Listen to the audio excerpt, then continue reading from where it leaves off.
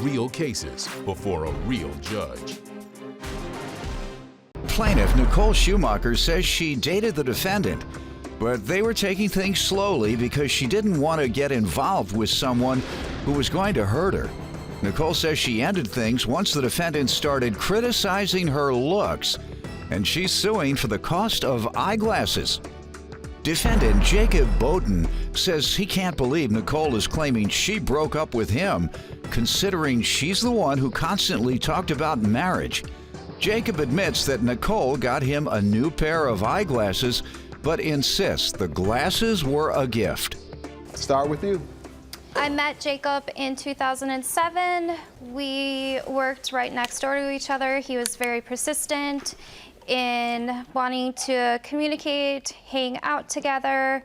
It was then in 2009 he was placed in jail for criminal and drug charges. He was released in 2011. We started 2 years? almost 2 years. Yes, sir. How much did you have on you? No, sir, there was no drug charges at that time.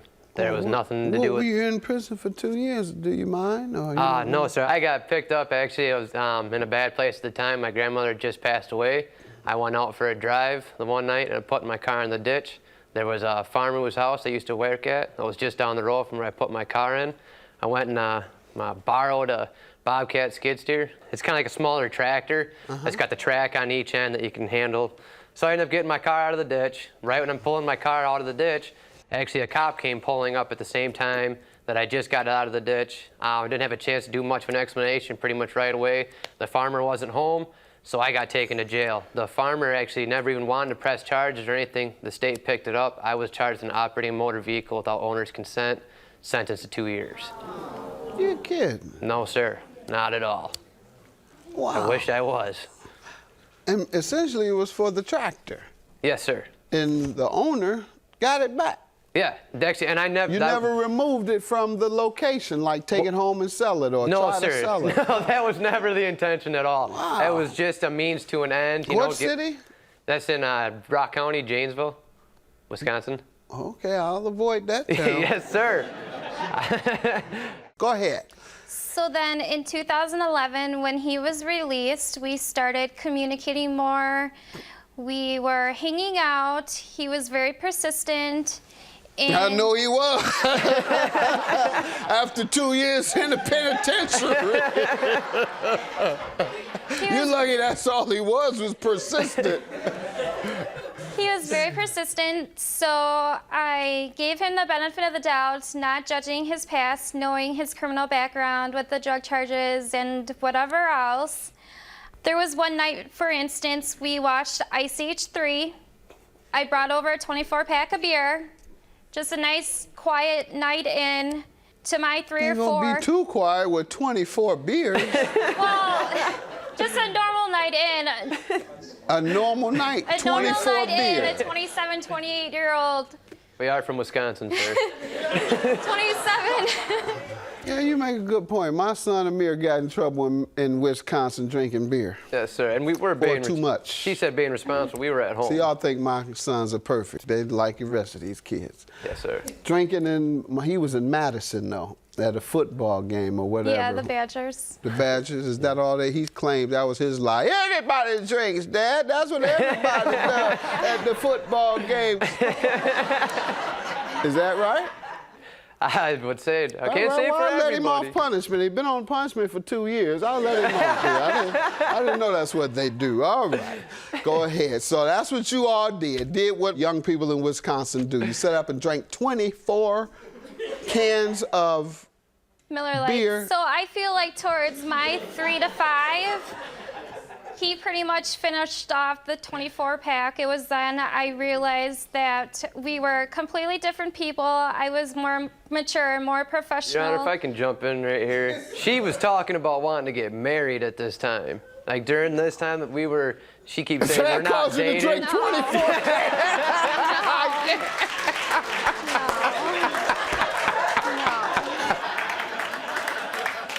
No, I feel like this behavior was very unprofessional. There were many comments that was made from him to me that he was calling me fat and lazy. They were very crucial. They hurt my feelings.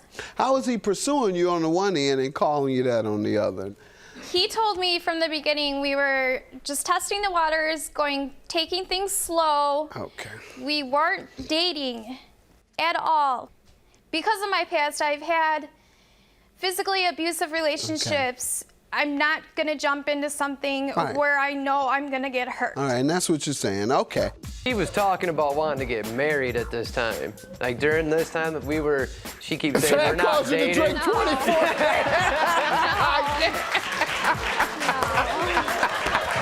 Plaintiff Nicole Schumacher says she broke up with the defendant, but the defendant denies this and claims Nicole was constantly talking about getting married. Sir? Yes, I did make the efforts to try to go after her. And when I first got out, the girl that I remembered was somebody that liked to go out and have fun. And let's face it, I was down for 2 years. I'm coming out, I got energy, I'm pent up, that's what I'm trying to tell her. She want to know why you were so persistent. I told her. And Your Honor, she's making it seem like she's completely innocent. She's not no saintly Mary Poppins here in the matter. She willingly did all of these things, willingly got into what she's trying to say is not a relationship, and yet she still kept coming around, was doing that. She's talking marriage. I mean, next thing you know, she's showing up to my house in Hello Kitty sweatpants, and my new friends are Cinderella, Snow White, and Winnie the Pooh, and Manny from Ice Age. All of a sudden, I got nothing going on. I'm getting yelled. You've been drinking today? No. No, sir, not at all. What happened with these eyeglasses? How does he owe you for eyeglasses? Well, Jacob was tubing down a river, was drinking, of course, lost his eyeglasses. The kindness of my heart, I put these eyeglasses on my credit card. We had an agreement. He got paid cash whenever you had money. It didn't matter what amount, just put the money aside, pay me when you can. It was no set in stone agreement. How long ago was it? It was in June of 2012. There was an additional $150 that I donated to LensCrafters to bring down the amount of his eyeglasses. But you might be, well, I'll let him give his defense, but that and I do have credit card statements and receipts. All right, let's see it, please, Doll. Let's hear your defense, sir. And I do have text messages. Very good. I'll take a look. Stating those facts. Thank you. This is also a copy. There's a shut-off switch. Yes, you need a shut-off switch. Well, yes, ma'am. This is the other one, too. All right. Sir? But yes, sir. So then with the eyeglasses, she did get them for me. I had lost my glasses. She made that decision to buy the glasses for me. There was nothing going. All of a sudden, when things started going downhill, all of a sudden now she wants all the money. So you're saying they were a gift? Yes, sir. $500 gift? Your Honor, it wouldn't have been the first time that she'd done these things before. How do you know? She had been in the prior relationship that she was in when I first met her. She was buying the person that... Expensive gifts? Yeah, shoes, Give clothes. me an example. Like brand new shoes. Talking like Nike, stuff like that. Work shoes that he couldn't get. Ma'am? Yes. Did you buy other guys that you were dating gifts such as that? That is the exact opposite because I was dating... Okay, so your answer is no? The answer is no. Okay, because good enough. Let me move on. I know you like to talk. Let me look at these texts. You have to show me what text you think is relevant today. Show me where he is somehow admitting that he owes you.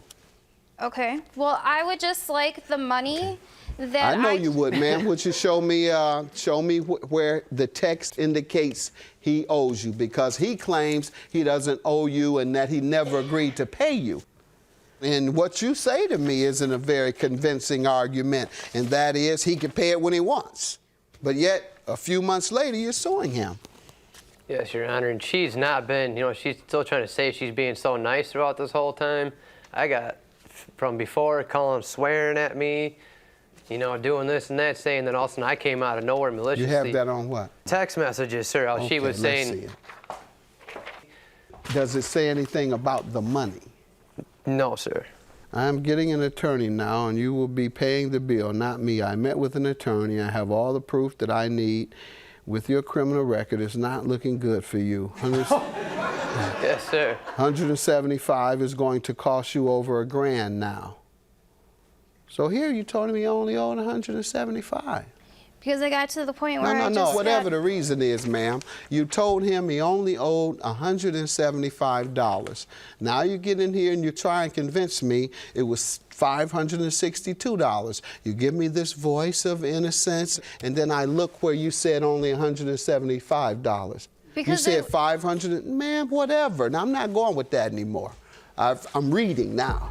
Plaintiff Nicole Schumacher says she broke up with the defendant, but the defendant denies this and claims Nicole was constantly talking about getting married. I'll grant you $175, which is what you told him he owed, not this $562 that you're suing for. Have a good day. That's my judgment. Thank you, Your Honor. Proof is right there, $175 in her own words. That's all I owe her anymore. And I was just being nice with that. You know, that's what it is.